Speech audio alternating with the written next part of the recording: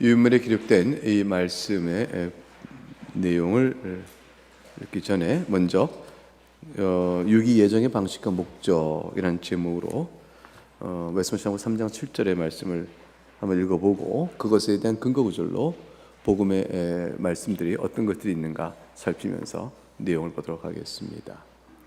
3장 7절 같이 읽습니다. 시작. 인류 가운데 나머지 사람들에 대해서는 하나님께서 기뻐하시는 대로 긍휼을 베풀거나 거두기도 하시는 그분 자신의 의지에 측량할 길 없는 경륜에 따라서 피조물에 대한 자신의 주권적 권세 영광을 위하여 를 강겨하시고 일체는 수치와 진노를 받도록 정하기를 기뻐하셨다. 그리하여 그분의 영광스러운 공의가 찬미되게 하셨다. 네, 오늘의 이 고백문은 유기에 관한 것이죠. 하나님의 선택이 죄인 중에 있어서 은혜를 입어 구원을 받는다라는 사실과 반대로 하나님께서 버리신 자들이 있다라는 것이죠. 이거는 굉장히 많은 이들이 받기 어렵다. 이건 어렵다. 어떻게 그럴 수 있는가? 하나님 선하신가 등등에 대해서 문제 제기를 하고 이 부분에 관한 논의 때문에 개혁파 교회 안에서 일부의 사람들이 반대 주장을 함으로 개혁파하고 분리되어지는 역사적인 사건들이 있습니다. 그 분리된 분들이 개혁파의 중심 교리에 대하여 저항을 한 사람들이다 해서 저항 논리를 핀 사람들 학론파라 하고, 이 학론파는 다 먼저 적어도 네덜란드의 경우에 있어서는 아르미니우스라고 하는 그분의 가르침을 따르는 자들입니다. 자, 과연 어떠한 말씀의 근거 구절로 신앙 고백서는 유기에 관한 이러한 가르침을 고백하게 되는 걸까요? 그리고 그 교리는 어떻게 이해해야 합당한 것일까요? 이런 것들에 대해서 오늘 짧은 1시간 동안의 주의 말씀을 통하여 우리가 살피게 될 것입니다. 오늘 이 말씀을 듣는 여러분에게 깨닫고 또 과연 동의하며 하나님의 주권적 일하심에 대하여 깊은 감사가 있는 시간이 될 수 있기를 바라겠습니다.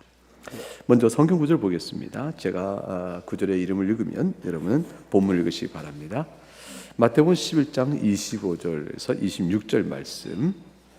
그때에 예수께서 대답하여 이르시되 천지의 주제이신 아버지여, 이것을 지혜롭고 슬기로운 자들에게는 숨기시고 어린 아이들에게는 나타내심을 감사하나이다. 옳소이다. 이렇게 된 것이 하나님의 뜻이니이다. 네, 우리는 지혜롭고 슬기 있다는 자들은 도리어 깨닫지 못하고 어린 아이들이 도리어 깨닫는 그와 같은, 즉 세상의 지혜로는 다 알 수 없는 하나님의 주권적인 일하심이 있다. 이것이 하나님의 아버지의 뜻입니다라는 고백의 내용이 있어요. 자, 그럼 그런 내용이 어떤 것일까? 로마서 9장 17절에서 18절 말씀, 그리고 21절, 22절의 말씀을 같이 읽어보겠습니다. 시작. 성령이 너에게 이르시되 내가 이 일을 위하여 너를 세웠으니 곧 너로 말미암아 내 능력을 보이고 내 이름이 온 땅에 전파되게 하려 함이라 하셨으니, 그런즉 하나님께서 하고자 하시는 자를 긍휼히 여기시고 하고자 하시는 자를 완악하게 하시느니라. 토기장이가 진흙 한 덩이로 하나는 귀 있을 그릇을 하나는 철 있을 그릇을 만들 권한이 없느냐? 만일 하나님이 그의 진노를 보이시고 그의 능력을 알게 하셔서 멸하기로 준비된 진노의 그릇을 오래 참으심으로 관용하시고. 네, 여기 본문 속에 하나님께서 바로의 완악함도 목적하신 바에 따라서 쓰셨으니 하나님의 능력을 도리어 바로의 완악한 저항에도 불구하고 그 일을 이루시는 하나님의 능력이 온 땅에 알게 하려 하십니다. 하나님께서는 악을 그의 선하신 일을 위하여 사용하십니다. 악한 일도 하나님의 뜻을 이루신 일에 소용이 되는 하나의 수단이 되어지는 것이죠. 그러면 악한 일을 하나님께서 없는 악을 만들어내서 쓰시는 것인가? 라는 질문이 나와요. 그 부분에 우리가 논의해야 될 텐데, 하나님은 악을 만들어내신 분이 아닙니다. 근데 사람이 악한 일을 선하게 사용하시는 놀라운 지혜의 경륜이 있고, 하나님의 그 일을 이루시는 작정하실 때 그 악도 아시면서도 다 포함하여 전체 선을 이루어 가십니다. 그것이 있고요. 두 번째는 토기장이의 그 유명한 비유이죠. 진흙 한 덩이를 가지고 하나는 귀 있을 것으로, 하나는 천 있을 것을 각각 만들 토기장의 주권적인 권한이 있죠. 만들었는데 천이 쓴 것이 나는 왜 천하게 씁니까? 이렇게 말하면 그거는 얘기 안 되는 거죠. 토기와 토기장의 관계는 그런 관계가 아니에요. 토기는 만드는 용도에 따라 있는 것입니다. 하나님과 우리의 관계도 그렇다 하는 사실 하나 만들어 주시고요, 보여주시고, 그래서 진노의 그릇이 있다.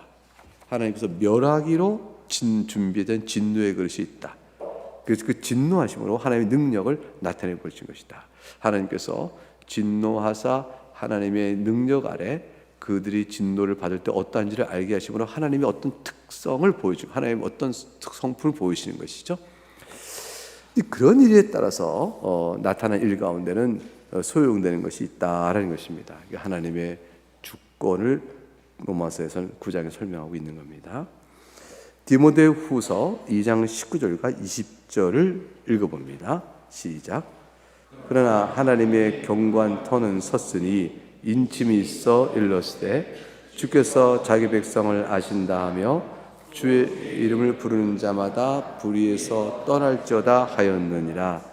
큰 집에는 금그릇과 은그릇뿐 아니라 나무그릇과 질그릇도 있어 귀하게 쓰는 것도 있고 천하게 쓰는 것도 있나니. 이렇게 되어 있습니다. 그럼 여기서 디모데후서의 말씀에도 금그릇, 은그릇, 나무그릇, 질그릇, 귀하게 쓰는 것, 천하게 쓰는 것, 용도가 각각 구별되어 있는데, 이와 같이 하나님께서도 그의 쓰시는 주권의 행사 속에서 대상들은 이렇게 차이가 있는 것이다. 이건 다 동의할 수 있는 말씀이거든요. 유다서 4절을 보겠습니다. 시작. 이는 가만히 들어온 사람 몇이 있습니다. 미로 기록된 자니 경건하지 아니하여 우리 하나님의 은혜를 도리어 방탕한 것으로 바꾸고 홀로 하나이신 주제 곧 우리 주 예수 그리스도를 부인하는 자니라. 여기서 하나님의 은혜를 방탕하기로 바꾸고 주 예수 부인한 자들이 미르 기록된 자가 있다 되어 있어요. 하나님께서 알고 계신다. 이 기록된 자라는 이 말 속에 저들이 하나님의 유기된 자다라는 사실, 하나님이 버리신 자라는 사실을 알 수가 있게 되어지죠. 자, 그런 자가 있는 겁니다. 자, 베드로전서 2장 8절 시작. 또한 부딪히는 돌과 걸려 넘어지게 하는 바위가 되었다 하였느니라. 그들이 말씀을 순종하지 아니함으로 넘어지나니 이는 그들을 이렇게 정하신 것이라. 그렇습니다. 돌이 있는데 부딪힌 돌과 걸려 넘어진 바위가 있습니다.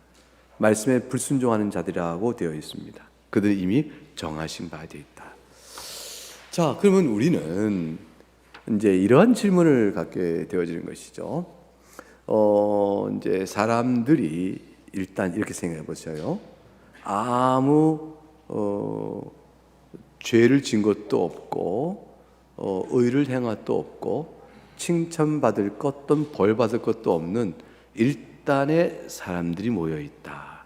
그런데 하나님께서 그들 중에 일부는 선을 행하여 하나님을 기쁘시게 하는 자들이 되게끔 은혜를 베풀어 주셔서 도와주시고, 나머지 일부는 이들을 죄를 짓게끔 하나님이 그들의 마음속에 죄의 마음이요 또 이런 것들을 주셨다. 만약 이렇게 되어진다면 여러분은 이러한 하나님에 대해서 하나님, 그러면 죄 지은 사람들은 하나님 만드신 거잖아요 라고 되물어보겠죠. 결국 중요한 사실은 이것이 아니라는 것을 아는 거예요. 중요합니다. 그러니까 하나님께서 일단에 이렇게 사람들이 있는데 아직 아무것도 행하기 이전의 모든 사람들 앞에서 이들은 어떤 벌을 받거나 어떤 상을 받거나 아무것도 한 것이 없는데 그 중에 일단의 무리를 모아서 착한 사람이 되게끔 하고 일단 나머지 사람들은 죄를 지게끔 되는 사람으로 만들어 버리셨다. 그러면 하나님 그러면 이제 죄 짓고 구원받지 못하는 사람들은 하나님께서 우리를 그렇게 빚으셨다 이렇게 되어질 것이에요. 근데 그것은 유기교리가 아닙니다. 유기교리는 어떤 것이냐면 모든 사람이 죄 아래에 있어서 그래서 이제 개혁파가 교회가 고백하는 교회가 옳은 것으로 받아들이는 그런 예정론에 있어서 유기교리는 이와 같아요. 모든 이들이 이미 영원한 형벌 아래 멸망에 처하게 된 자들이다. 근데 그 중에 어떤 이들은 하나님께서 그들을 건져내시어 선택이죠. 선택하여 그들로 하여금 믿음을 고백할 수 있도록 은혜를 베푸셔서 생명을 주어 살리신 것이다. 나머지 사람들은 본래 죄와 허물로 이미 죽은 자들은 그냥 내버려 두셨다. 내버려 두신 그들을 하나님께서 어떤 자들을 선택하시고 어떤 자들을 내버려 두실 것이냐는 하나님의 주권으로 결정하신 것이다. 그런데 버려둔 자들은 나중에 영원한 멸망의 형벌을 받도록 작정하시는데 그 멸망의 형벌은 하나님께서 그들을 선택하지 않았기 때문에, 즉 버려두셨기 때문에 멸망을 당하는 것이 아니고 멸망의 형벌은 본래 자신들의 죄값으로 인하여 받는 것이다 라는 거예요. 그래서 지금 제가 한 말을 잘 이해하셔야 돼요.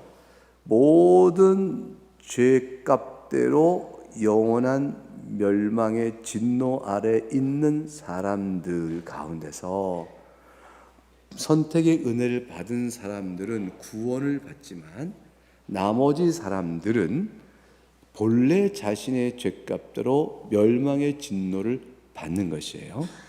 이런 자들을 어떤 자가 그렇게 되는 겁니까를 하나님께서 주권적으로 선택과 유기, 넓은 선택이죠.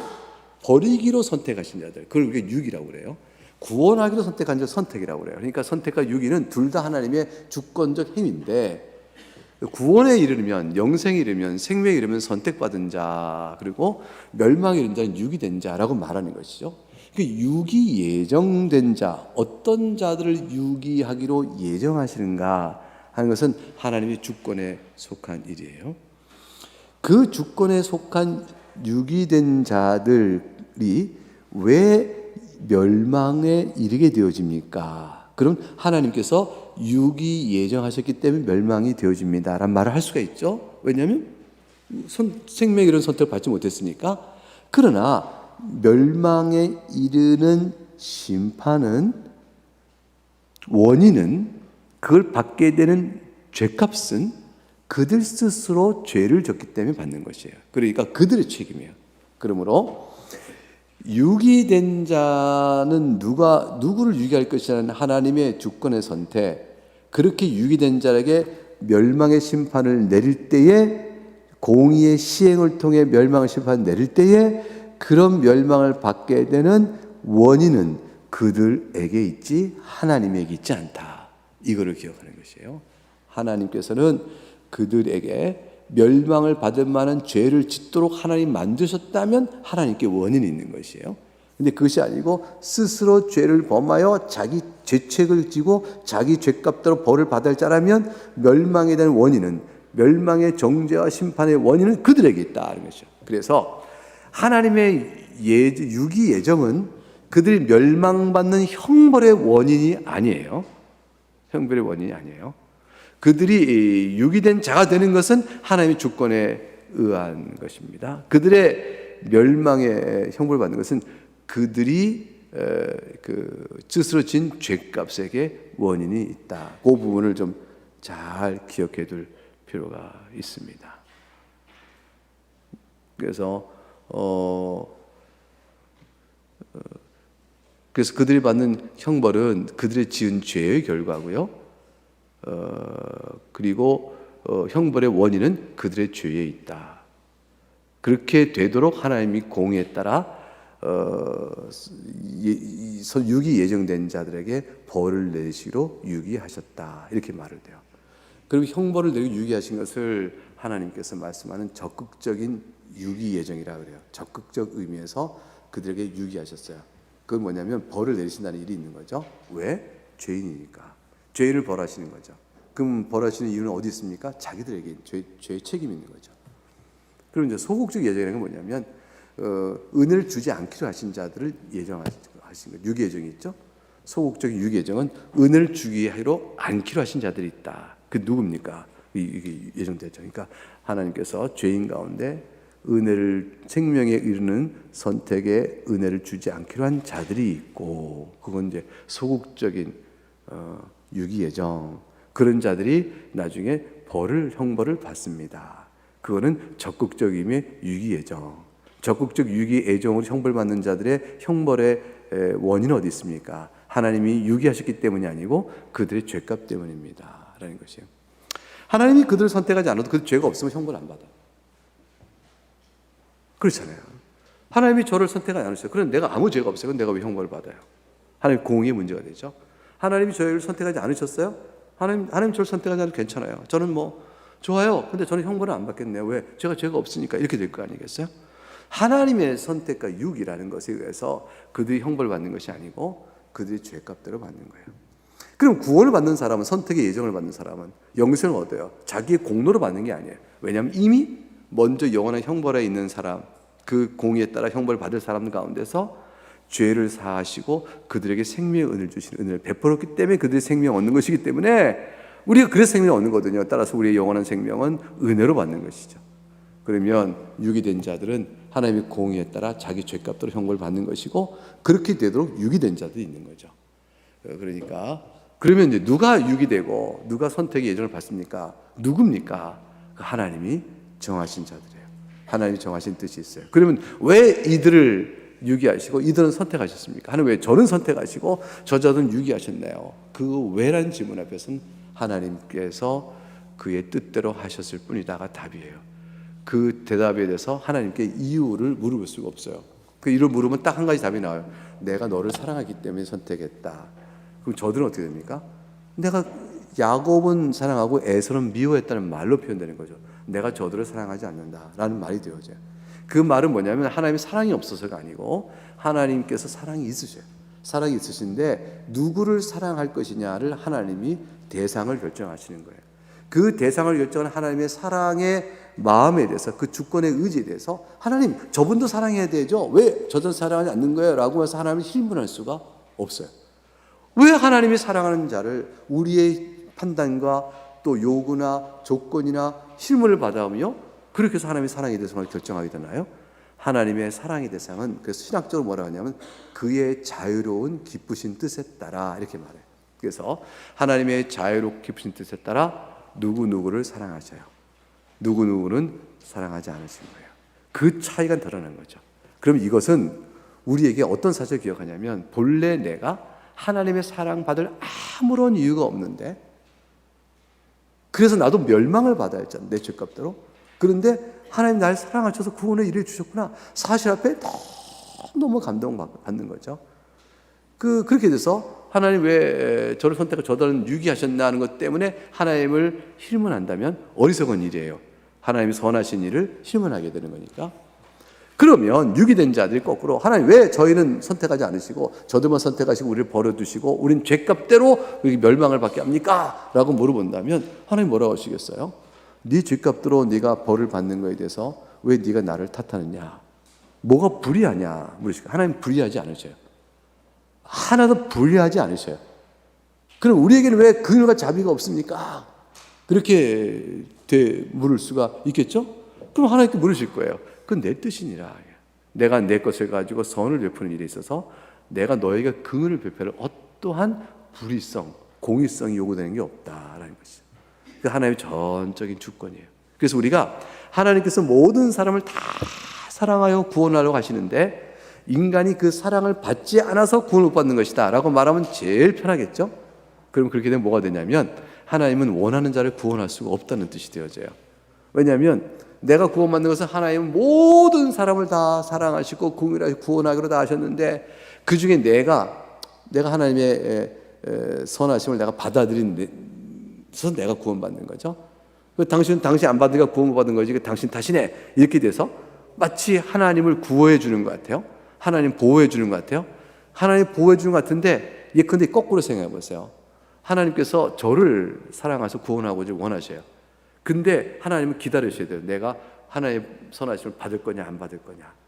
하나님은 구경자가 되고 하나님 원하는 자를 구원할 수 없는 자가 되셔요. 하나님의 주권에 심각한 손상이 오기 시작해요. 내가 구원할 자를 구원하고 버릴 자 버린다. 하나님의 주권이 완전히 무너져요. 뭐에 따라서? 인간의 자유의지에, 인간의 순종과 불순종의 결정에 따라서. 그렇게 되는 법은 없어요. 그렇게 될 수가 있는 게 아니에요. 하나님은 그의 뜻을 원하신 바도 이루실 수 있는 분이 하나님이셔요.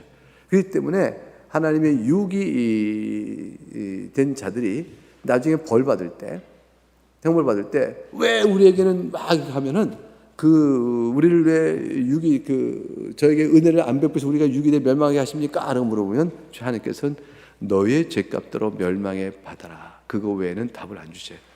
그리고 하나님께서 그들을 사랑하여 선택하여 사랑하여 구원하실 아무런 의무가 없으세요. 하나님께는요 의무를 요구하는 것이 아니에요. 베푸신 사랑을 받은 자들이 감사하는 것이에요. 원래 우리가 하나님께 받을 값은 죽음뿐이에요. 근데 생명을 얻은 것이에요. 그렇기 때문에 생명 얻은 우리는 이 사실 앞에 엄숙히 성경의 교훈에 따라 기뻐하고, 생명하지 못한 자들은 자신의 멸망을 당하지 않고 싶어서 가진 변명과 핑계를 내세울 텐데 그때에 하나님의 선하심을 불의하다라고 말할 거예요. 불의하다, 공평치 않다라고 말할 거예요. 근데 공평할 하나님의 의무가 없으세요. 그래서 제가 이제 여유가 있어서 여러분에게 선물을 나눠주고 싶은데, 그런데 제가 좋아하는 사람에게 선물을 주는 거예요. 그랬더니 선물 받은 사람이 불의하다라고 말할 수는 없죠. 왜 난 안 주냐, 서운하다, 그렇게 말하겠나요? 내가 왜 당신에게 선물을 줘야 됩니까? 이거 인간의 예를 줬다면 항상 뭐가 좀 이상해요. 그래서 죄값대로 가는 거예요. 저한테 원수진 자에게 제가 선물을 줄 일이 없죠. 근데 제가 원수진 자 가운데서 특별한 마음을 둔 사람에게 선물 줄 수가 있죠. 제 원수들이에요. 제 생명을 빼앗고 저에게 원수진 자들인데 그 중에 원수진 자에게 공의에 따라 심판하는 일은 원래 제가 할 수 있는 권한이 있는데, 제가 왕이 됐어요. 나를 죽이려 했던 자도 있어요. 내가 그들에게 반역의 죄를 모을 수 있어요. 근데 그 중에 몇 사람을 살려둬요. 내가 생명을 베풀어요. 그건 내가 악한 게 아니죠. 그렇게 되는 거예요. 유기교리는 따라서 굉장히 어렵고 난해하고 그런 것 같지만 실제로는 간명해요. 누구를 선택하고 누구를 유익할 것인가는 하나님의 주권이라는 사실을 인정하고, 그걸 인정하면 반이 해결된 거죠. 그 다음에 유기된 사람은 영원한 형벌을 받습니다. 영원의 형벌은 유기했기 때문에 받는 게 아니라 그들이 죄를 졌기 때문에 받는 것이다 라는 사실을 아는 것, 그 두 가지 포인트만 잘 잡으면 유기교리 문제는 그걸로 다 답이 된 거예요. 요 두 가지 포인트를 신학적으로 정립하기 위해서 얼마나 많은 토론들이 있는지 몰라요. 여러분은 이렇게 간단하게 듣고 있는데 이거를 성경을 통해 말하고 그래 왔어요. 그래서 이제 반대한 사람들 뭐냐면, 하나님께서 선택을 안 하시면 하나님이 그들을 죄를 벌하실 때 죄를 짓게끔 하시고 벌하시는 게 된다. 그럼 하나님 정말 이런 하나님은 아니지 않느냐라는 것에 대한 주장을 굽히지 않은 거예요.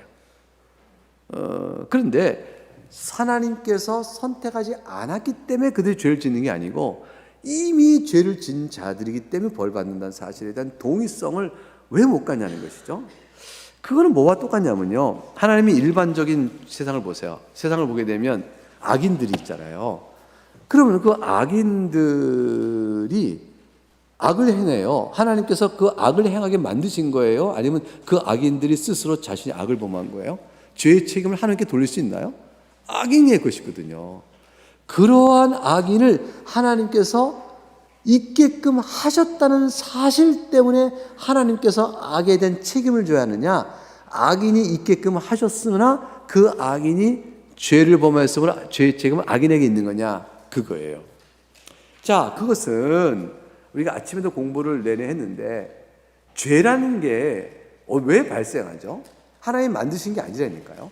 죄라는 것은 악인이 하나님 앞에, 법 앞에서 하나님의 법이 금지하는 것을 행함으로 인하여 죄의 성질, 죄성, 죄라는 것이 판단되는 일이 벌어져요. 하나님이 금하신 일, 살인하지 말라 했는데 살을 훅 해버려요. 그 자기의 이 분노 때문에. 그러면 이 행위가 결국 죄라는 성질을 갖게 되는 행위를 하고 만 거죠. 그 판단은 뭐 때문에 생겼냐면 하나님의 법도 때문이에요. 하나님의 법도 때문에 벌어졌는데, 이 벌어진 일, 이 악행의 일은 하나님께서 있게끔 하셔서 있는 일이에요.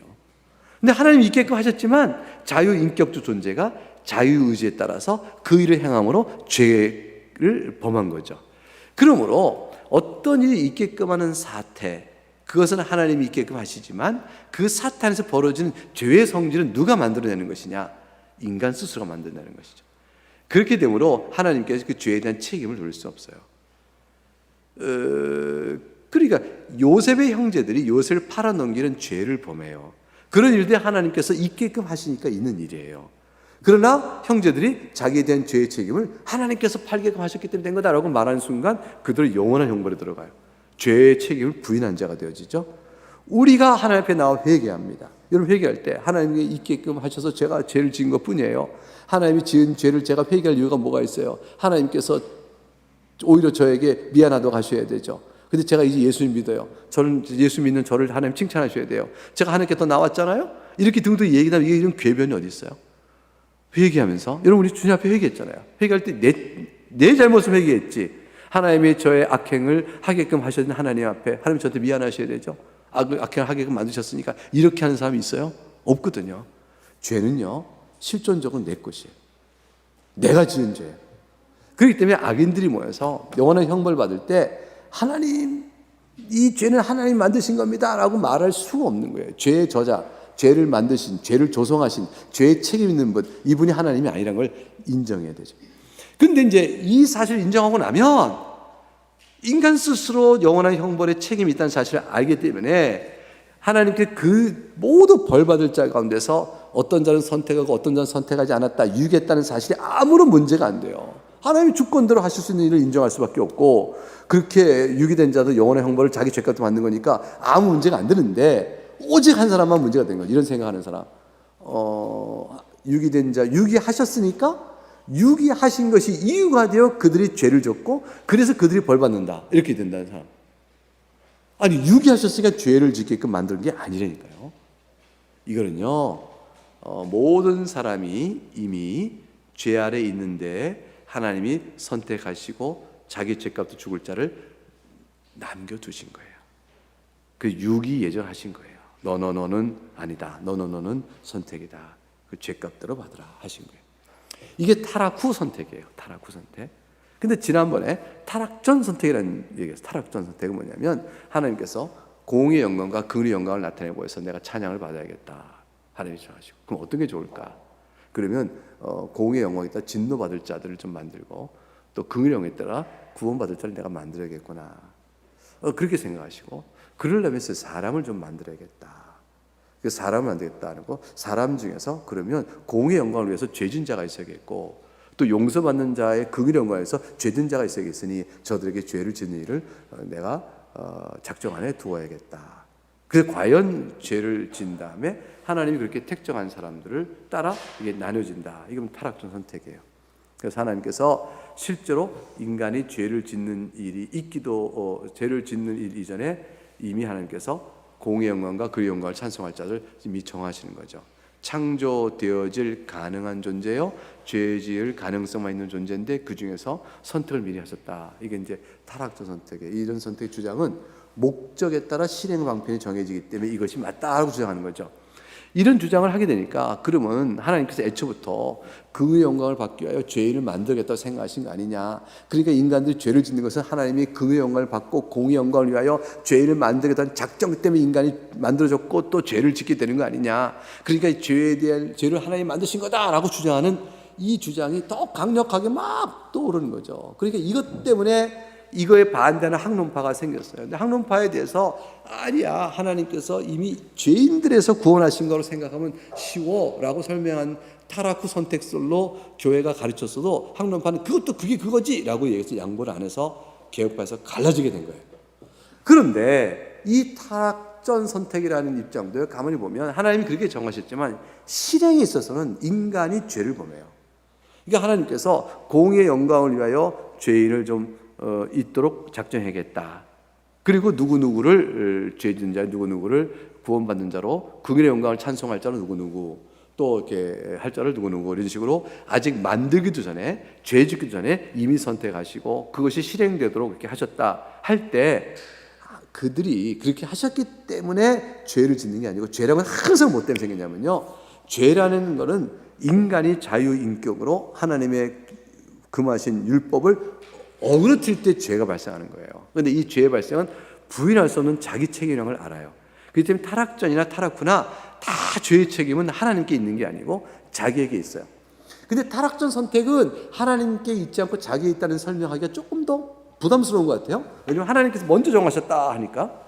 근데 이제 타락 후 선택은 인간이 죄를 범했고 범한 사람들 가운데서 하나님이 선택과 예정하셨다고 설명하니까 조금 더 하나님의 죄에 대해서 하나님의 책임이 조금 이렇게 설명하기 좀 쉬워졌어요.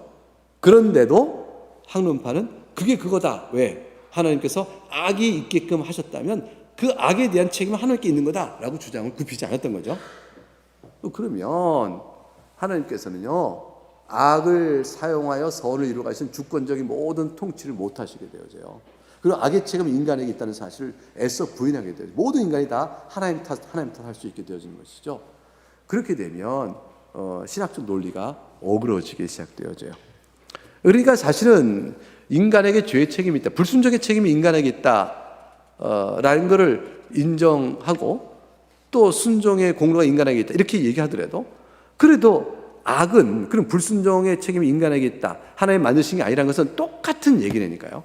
우리 개혁파에서도 다만 뭐가 다르냐면 개혁파는 순종은 은혜다. 순종은 인간의 공로가 아니다. 거기서 또 갈려요. 그러니까 결국은 죄는 인간의 책임이 아니라 하나님이 했다고 말할 수 없어요. 죄는 인간의 책임이라는 걸 다 인정할 수밖에 없어요. 인정할 수밖에 없는데 하나님이 선택 예정과 유기 예정을 했다. 유기 예정을 했다 하면 인간의 책임인 죄가 하나님께 돌아간다라고 생각하는 사람은 학론파. 아니야.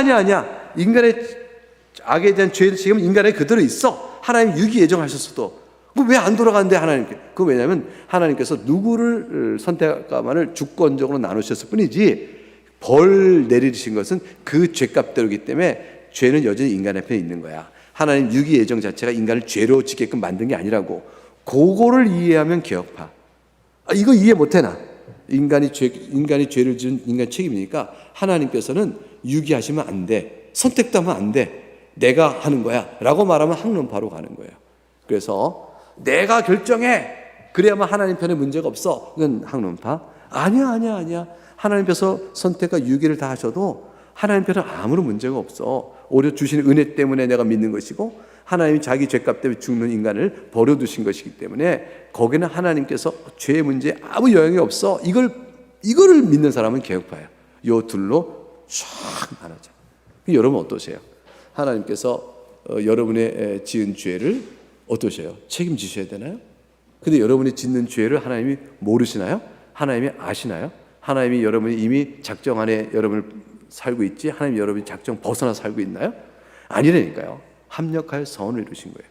우리 모든 죄와 허물을 다 아시는 주께서 내가 죄를 지을 때 그대로 하나님 작정 안에 두셨어요. 그걸 허용하셨다 그런 거죠.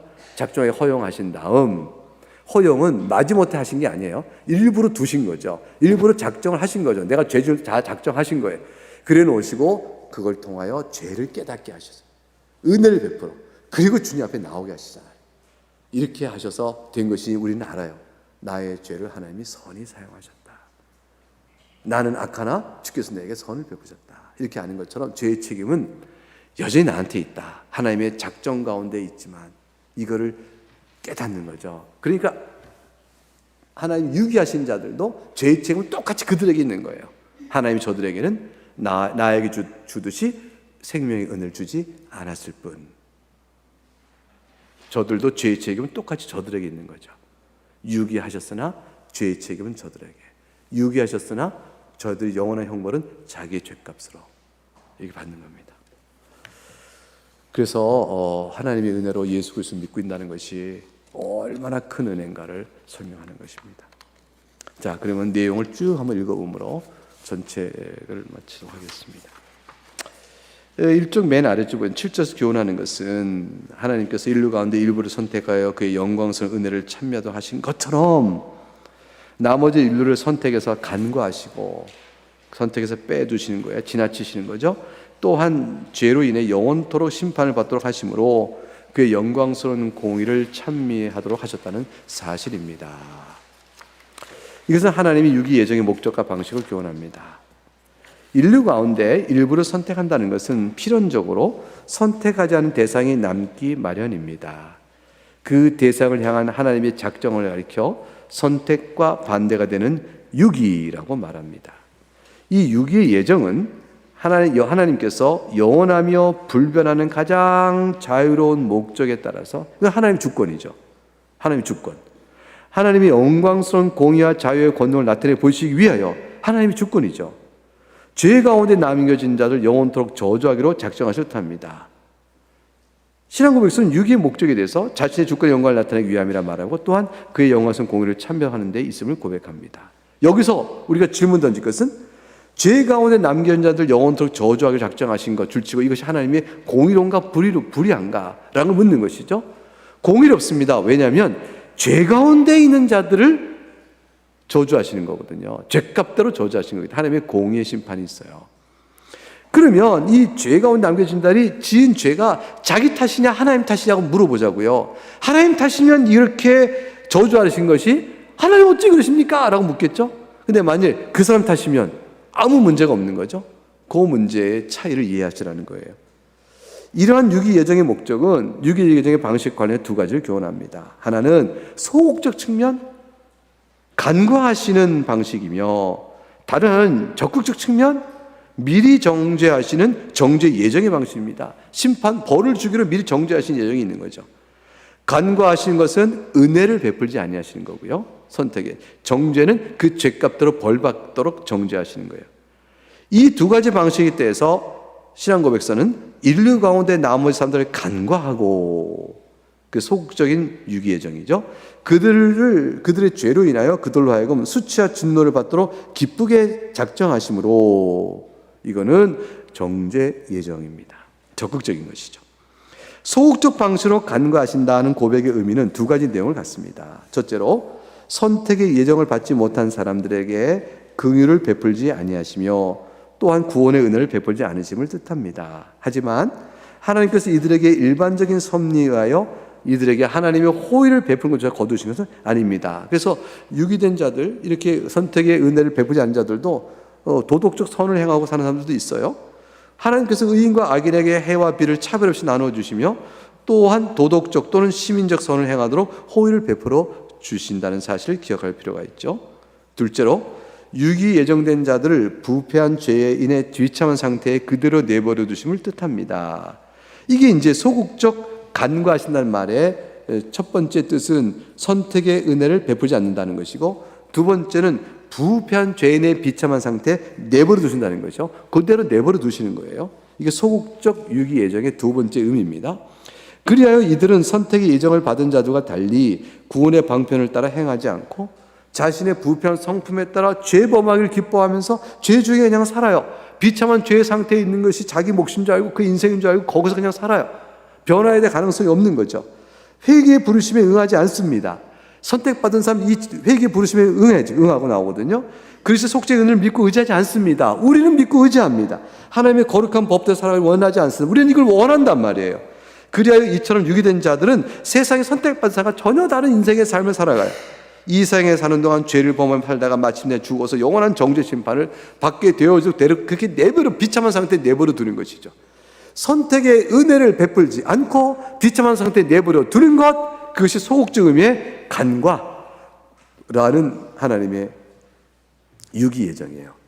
누구를 향하여 이렇게 간과하실 것이니까 하나님의 주권이에요. 하나님의 주권. 여기서 유의할 점은 유기된 자들이 죄를 범하는 까닭을, 이거 중요한 사실이에요. 그들이 유기된 자로 예정되기 때문에 저들이 죄를 범한다고 생각하면 안 된다는 것입니다. 이들이 죄를 범하는 까닭은 하나님께서 그들에게 구원의 은혜를 주시지 않고 그들을 부패한 죄의 비참한 상태에 내버려 두었다는 사실이 있는 게 아니에요. 이들이 죄를 범하는 것은요, 자기들이 자신의 죄에 대한 의지와 성향 때문에 죄를 범하는 것이에요. 그래서 비참한 상태에 있기 때문에 죄를 범한다? 아니에요. 비참한 상태는 자기들이 죄를 범해서 온 결과물이에요, 사실은. 그들이 죄를 범하는 것은 자신의 부패한 성품을 쫓아 자유의지에 따라 스스로 자원을 행한 결과죠. 그러니까 비참한 상태에 하나님이 내버려 두신 것은 그 비참한 상태가 죄를 낳게 되지만 비참한 상태에 오게 된 것이 본래 아담과 하와의 범죄로 인하여 주어진 상태였던 것이죠. 그래서 죄의 부패한 성품이 우리 안에 있고 부패한 성태에 죄를 낳게 되어진 것이고, 그러니까 죄는 하나님께서 죄를 지키고 만드신 것이 아니에요. 그래서 이들이 형벌받는 것은 자기의 죄값대로인 것이죠. 그들이 죄를 범하는 것은 그렇습니다. 따라서 죄의 책임을 하나님께 돌릴 수가 없습니다. 또한 영원한 정죄의 심판을 하나님 탓으로 돌려서도 안 됩니다. 이것은 마치 병자의 질병을 고치지 않은 의사에게 질병 자체의 원인을 돌릴 수가 없는 거죠. 의사 앞에 질병 걸리자고 왔어요. 의사가 그를 고쳐주지 않았어요. 그 당신이 나를 죽였어! 질병 자체의 원인을 의사에게 요구할 수는 없는 거죠. 의사가 그를 고쳐주지 않은 데는 다른 이유가 있겠어요. 말하자면 비유예요. 비유입니다.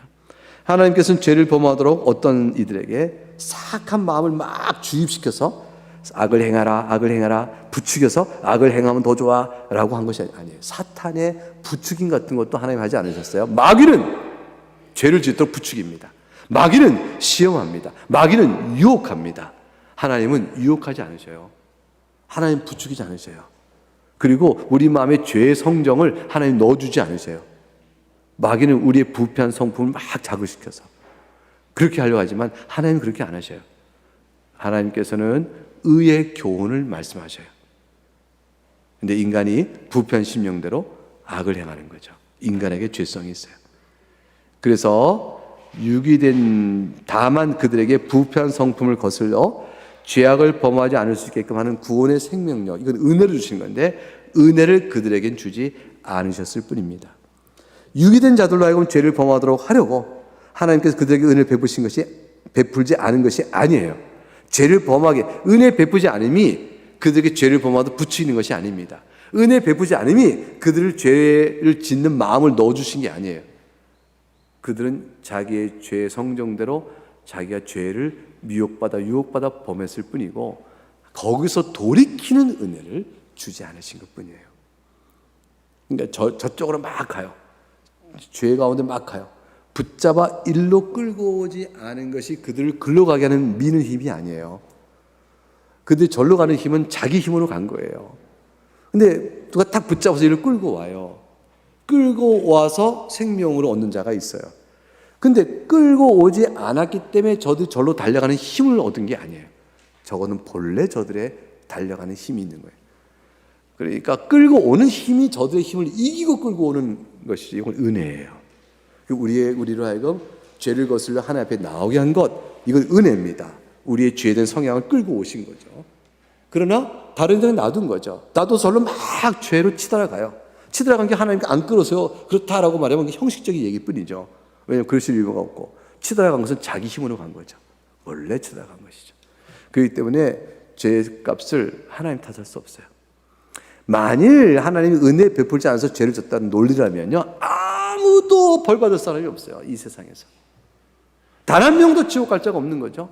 단 한 사람도 벌로 다쓸 수가 없어요. 다 하나님 탓이잖아요. 그런 일은 이치에 맞지 않아요. 그거는 죄를 핑계하고 자기의 회개치 않는 자들이 자기가 받을 벌을 받지 않게 해서 만들어내는 왜곡과 외식입니다. 그죠? 왜곡이죠. 진리의 비틈밖에 되지 않아요. 그래서 보세요. 믿는 자들은 다 우리가 영원한 형벌을 받을 자는 걸 고백해요. 근데 믿지 않는 자는 다 영원한 형벌 가운데 있는 것에 대해서 아니라고 말해요. 그리고 하나님께서 벌을 내린다 그러면 불의하다고 얘기해요. 근데 믿는 사람은 하나님께서 죄값대로 벌을 내리신다 그러면 아멘, 하나님 옳습니다 그래요. 너무 달라요. 여러분은 하나님께서 죄값대로 불의를 여러분에게 책망하신다 그러면 하나님, 제가 죄인입니다, 마땅히 제 책임입니다 라고 말하지 않겠어요? 그 징계도 하나님 징계를 제가 받을 만합니다 말하지 않겠어요? 근데 믿지 않는 사람들은 어떤 책망도 하나님 탓이에요. 그리고 억울하다고 얘기할 것이에요. 그래서 너무 달라요.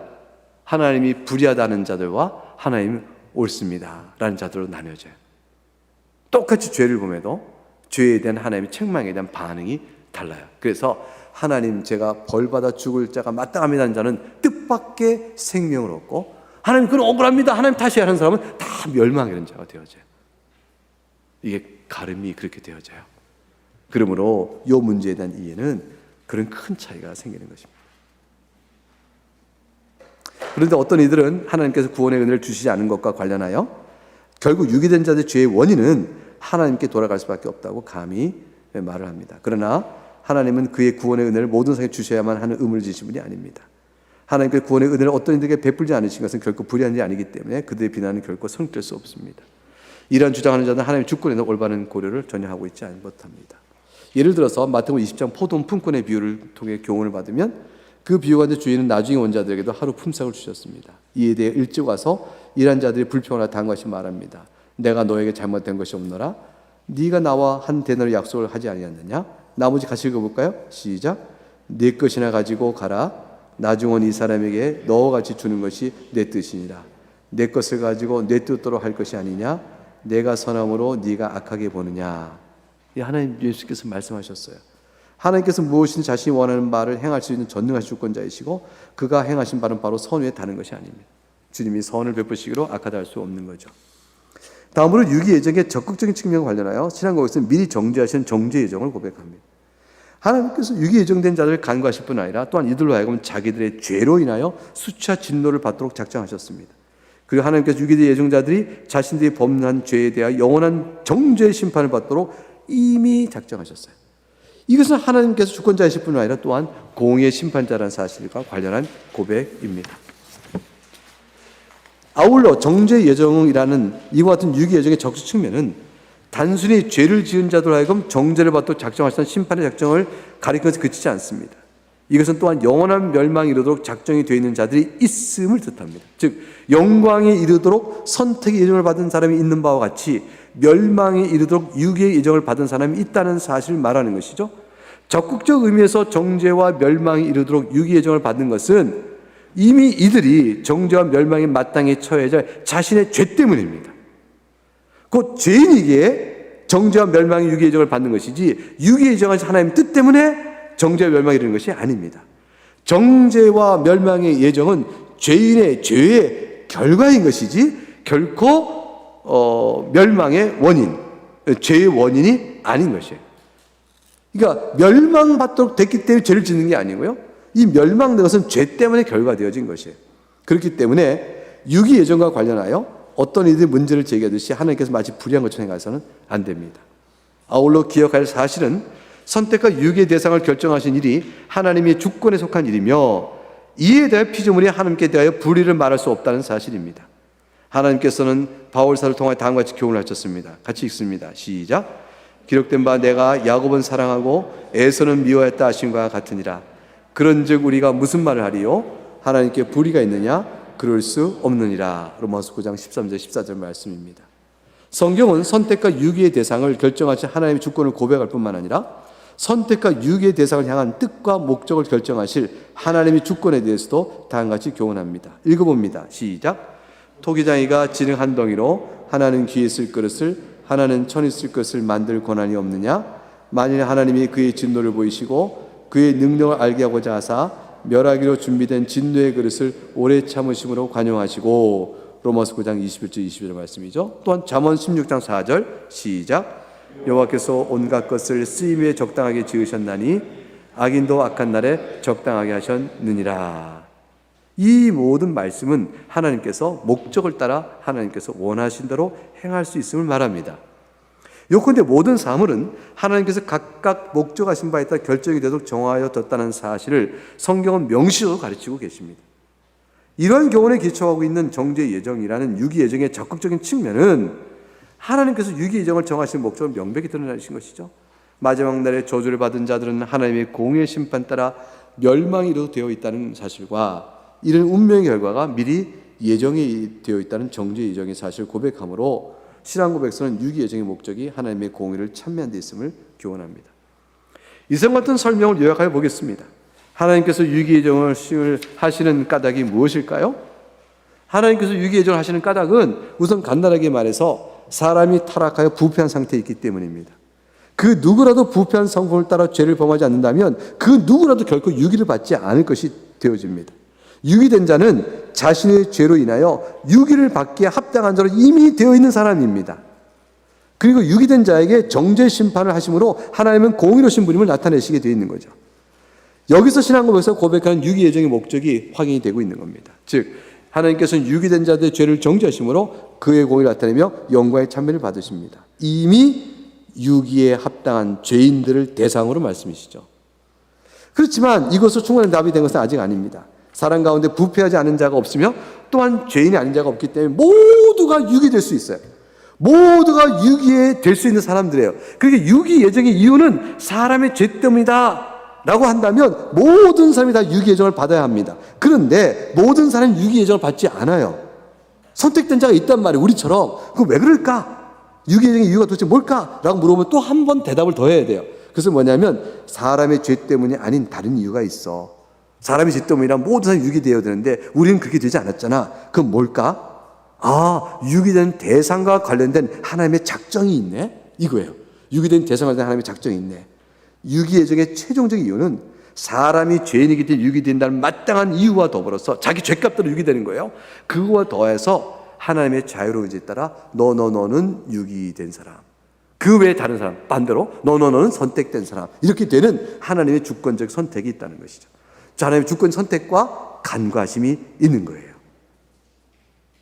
그래서 우리는 하나님께서는요, 죄인들 가운데 어떤 사람을 지정하여 그들에게 구원을 베풀지 않으시고 그들의 죄값도 심판하시기로 자신의 자유로운 깊은 뜻에 따라 작정하신 것이죠. 그래서 죄가 유기의 대상입니다. 또 원인이에요. 그런데 그 중에 대상 어떤 사람이 유기됩니까? 라고 물을 때는 하나님의 주권 되는 거예요. 그 하나님의 주권에 따라 대상이 결정되어지고 결정된 대상들은 자기의 원래 죄값대로 유기되어지는 자들이요, 또 죄값대로 영원한 형벌을 받는 것입니다. 마지막 단락을 같이 읽어보겠습니다. 시작. 신앙고백서의 이러한 고백은 하나님께서 유기된 자들의 불신앙을 미리 보시고 이들을 유기하기로 예정하셨다고 주장하는 알미니안 자들의 생각과는 다른 것임을 유의할 필요가 있습니다. 그들은 말하기를 하나님께서 어떤 사람들을 유기하기로 작정하신 것은 그들이 불신앙으로 복음을 거부하며 또한 끝까지 믿음을 지키지 않을 것임을 미리 보시고 이들 유기하기로 작정을 하신 것이라고 말합니다. 그러나 신앙고백서는 하나님의 의지에 심부름 경륜에 따라 그의 영광스러운 공의를 찬송하도록 하기 위하여 자신의 주권에 따라 행하였음을 선포합니다. 모든 선택을 받은 성도들은 이러한 교훈을 통해 하나님의 주권 앞에 겸손히 엎드리며 또한 깊이를 헤아릴 수 없는 경륜에 따라 악을 심판하시는 하나님의 공의를 겸비한 심령으로 찬송하면서 자신들도 본래는 유기된 자들과 다름이 없이 영원한 정죄의 심판을 받기에 합당한 자였음을 고백하면서 하나님께 선택의 은혜를 감사하며 찬미를 드려야 할 것입니다. 네. 알미니안주의자들은 어떤 사람을 유기로 예정하신 것은 불신앙으로 복음을 거부하며 믿음을 또한 지키지 않은 것을 미리 보시고 한 것입니다 라고 했죠. 이 말 틀린 말이 아니잖아. 불신앙 때문에 유기하신 것인데 우리가 죄인이기 때문에 유기를 이미 대상이 된 것처럼, 근데 반대로 가게 되면 그들의 신앙을 보시고 선택하셨다라고 돼요. 아닌데 유기된 자 다 유기될 만한 자들인데 하나님이 선택하신 건데 거기서 다르잖아요. 그래서 알미는 뭘 잘못하고 있냐면 사람이 순종함으로 선택받고 불순종함으로 유기된다. 이렇게 되므로 선택과 유기가 서로 인간의 책임으로 돌려지는 것이에요. 근데 우리는 그렇잖아요. 다 유기될 수 있는 자들인데 다 정죄에 있는데 그 중에 선택의 은혜를 베풀어 하나님이 두시고 나머지는 유기하시는 것이에요. 근데 이게 완전히 다르죠. 그리고 또 미리 보시고 정하시는 것이 아니고 이미 하나님이 그렇게 작정하심으로 미리 어떤 자들이 될 줄 아는 거예요. 그래서 학론파는 결국에 대상이 누군가를 하나님이 정하실 수 없다고 얘기해요. 어떤 사람이 선택되어지고 어떤 사람이 유기될 것인가를 하나님이 정하신 게 아니라 인간이 나는 유기될 만한 사람이 나는 선택될 만한 사람이요를 인간이 순종과 불순을 나타내 보임으로 스스로 자기 운명을 자기가 결정하는 거죠. 그럼 하나님 미리 보시는 거예요. 그러면 유기, 그러면 선택, 이렇게 하나님이 미리 보실 분들이에요. 그래 운명은 자기가 결정하는 거예요. 이게 학론파예요. 근데 개혁파는 아니다. 모든 자가 다 하나님의 멸망 안에 있는 자들인데 하나님의 은혜로 대상이 정해진 선택된 사람이 구원받는 것이고 그 외에 하나님이 유기하로 대상된 자들이 멸망에 이르게 된 것이다. 그 멸망받는 이후에는 그 죄값은 그들의 책임이다. 이렇게 해서 대상을 하나님이 결정하셔요. 그래서 구원받는 대상이 하나님이 결정하신다. 그럼 개혁파요. 그런데 하나님 대상을 결정하지 못하고 사람이 결정한다. 그러면 이제 학론파가 되는 거죠. 우리는 그것을 성경에 합당한 것을 보지 않고 어긋난 것으로 보는 것입니다. 왜냐하면 하나님께서 야곱은 내가 사랑하고 에서는 미워했다. 하나님 정하신 자예요. 가룟유다도 하나님이 정하신 바 되어져서 악을 범한 자가 된 거죠. 대상이 다 그런 거예요. 하나님 대상이 다 있어요. 악을 범한 책임은 그에게 있어요. 그러나 그 정하신 용도는 하나님이 정하신 거죠. 그래서 하나님께 있는 겁니다. 그래서 우리는 대상을 하나님이 정하셔서 선택을 받은 거예요. 하나님 주권에 의해서. 여러분 믿으셔야 돼요. 감사함으로 542장 찬송하겠습니다.